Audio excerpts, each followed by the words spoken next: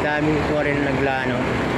So ano kayang nangyari dito at bakit nag-a-hazard itong mga, so ayun ang nangyari, nabali siya, o diba?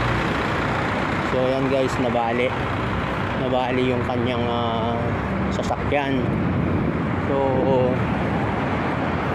ayan o, diba nabali? Nabali siya.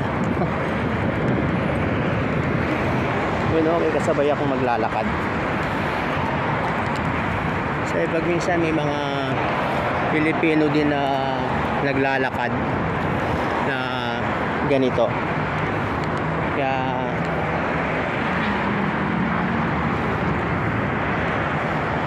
maganda kasi ang klima ngayon guys, kaya may mga naglalakad din. Siguro yan magkakilala yan, kaya naglalakad sila. Kasi nga naman tipid, malaki ang tipid. Tsaka yun, safe naman dito sa paglalakad ng ganito guys. Kaysa dun sa nung nakarating kami, nakatira kami dun sa isang lugar. Ito maraming sasakyan. So bihira. Ang tagal na rin nito na nakaparada dito.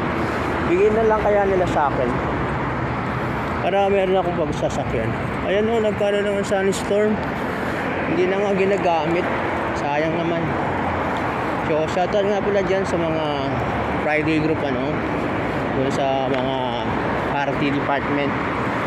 So meron kaming mga Friday group ngayon.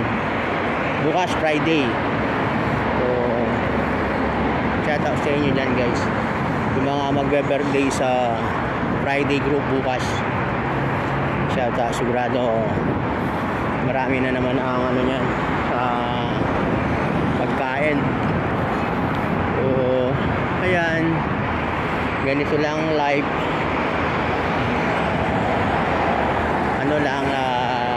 Magla-live tayo pag umuwi.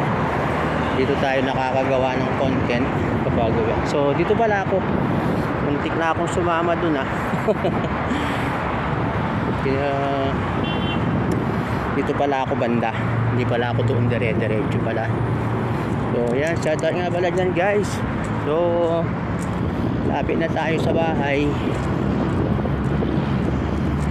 Medyo mainit, grabe ang init ngayon guys. So ayan ang buhay Saudi ni Manyamang Kaabe guys. So palagi nyo abangan ng mga video ni Manyamang Kaabe guys. Ituturo ko kayo dito sa Riyadh. So like and share na lang guys kay Manyamang Kaabe. Bye bye.